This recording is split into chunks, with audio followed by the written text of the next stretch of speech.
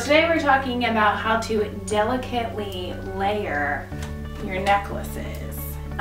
We've seen it a lot in magazines, on people. I know I see it a ton in Pinterest. They have these really like dainty necklaces and you can wear, you know, 2 to 3 to maybe even 4. Yeah. And for some people, it can be sentimental or it can just be fashion forward statements. So today we're going to teach you how to do that. Yes, we definitely want to take the intimidation out of it, and I need it because I'm a little intimidated by it. Leah helps me with it, but she's going to kind of break it down on the best way to do it.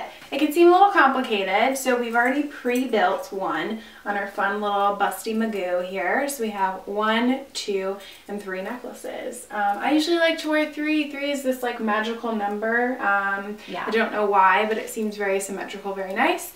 Today I'm only wearing 2. You know, my Blondie partner's wearing a statement necklace, no big deal, but we're just gonna break it down. So I love to start with the bottom and build my way up. That may seem a little counterintuitive because you want to layer 1, 2, 3. I like to know how long I'm going first, then go from there. It usually depends on my top too, but I'll start with the longest. I have a few different options. I always like to go for some sort of pendant, Which I love. Here, or a really long chain with some details. There's a lot of great simple necklaces that'll have like a few pieces strewn throughout. Those are great to create that length that you want on the bottom. And texture. The different textures of different chains too. You can mix those. So That's the best part of the layering too, is I like to bring in a ton of texture. Then from there, if you go like pendant, you can bring in another piece that's a little bit bigger, or you can go slightly smaller. Again, you can go large, medium, small.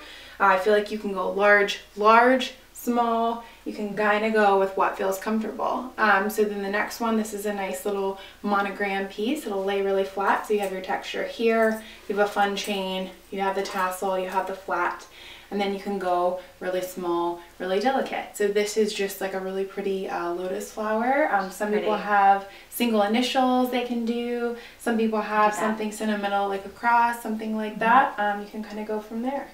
And I love that you can do, you know, even the small one, the medium one, and the long one based on the inches of the chain. So if you go to a store or you're online, you can look at like 16 inch, 21 inch, 33 inch, or what have you. You can kind of gauge that by, they always tell you the measurements of the chain, and if you've done it before, then you can kind of gauge it that way. Another place you can go in your mind is in building colorways. So this, a lot of the focus is on gold. Of course, we encourage you to mix metals. You can do a gold, you can do a silver. Rose gold, My mama here loves her some turquoise. You can build and play off of the turquoise. You could do turquoise, you could do orange or coral, because that looks really nice with turquoise, and then you could do something very simple at the top. So it's all about playing around, but again, I build from the bottom, I go up, I go from large pendant to smaller pendant, and we go for texture. So there's your 3 points to delicate jewelry layering. And hopefully we took out the intimidation. I know it did for me. And you guys play around, and definitely hashtag BlondiBruni if you have a cool necklace setup that you guys want us to check out. That simple. Thanks for watching, guys, and we'll see you next week. Time. Bye.